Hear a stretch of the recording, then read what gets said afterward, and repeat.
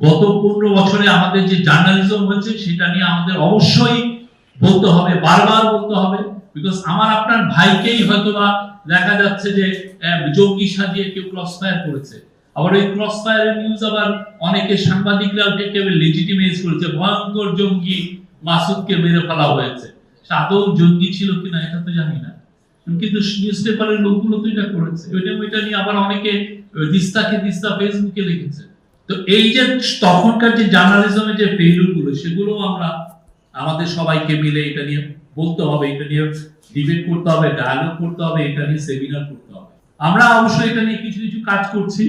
আমরা চিন্তা ভাবনা করছি যে আমরা ইউএন এর কাছে যাব, ইউএন কে বলবো যে গত 15 বছরের বড় বড় যে ঘটনার সময় আমাদের জার্নালিস্টরা কিভাবে ফেল করে, জার্নালিস্টরা এই ঘটনাগুলো কিভাবে কভার করেছে, সেটা আমরা ইন্ডিপেন্ডেন্ট একটা অ্যাসেসমেন্ট করতে চাবো। ইন্ডিপেন্ডেন্টলি যাতে তারা বলে যে কোথায় কোথায় জার্নালিস্টরা কি করেছে, ওদের জার্নালিজমটা কেমন ছিল। কিন্তু আমি বলতেছি অনেকে এটাকে নিচ্ছে না।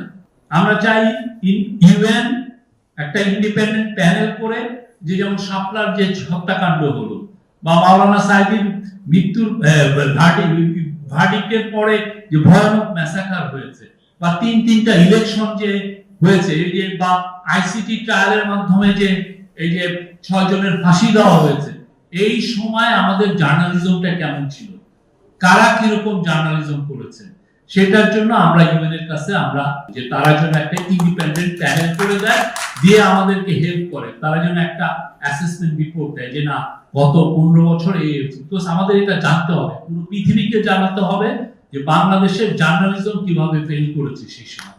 এটা অবশ্যই, না হলে সত্যিকার অর্থে আমরা এগোতে পারবো না।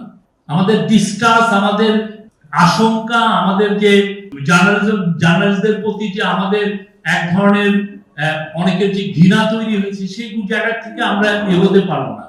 আমাদের এগোনোর জন্য এই গত 15 বিশেষ করে শেখ হাসিনার 15.5 বছরে যা হয়েছে সেটা আমাদের জানতে হবে, এটা মাস্ট।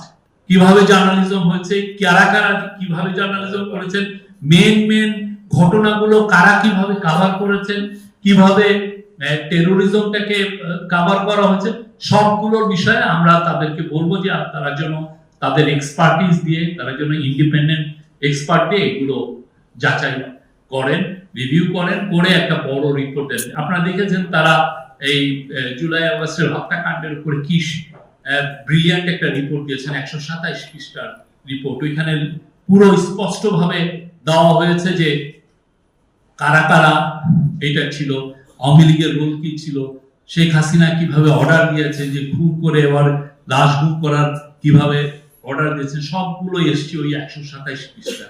কতজন মারা গেছে, আমরা সেই রকম ইউএন এর কাছ থেকে এরকম একটা রিপোর্ট চাচ্ছি।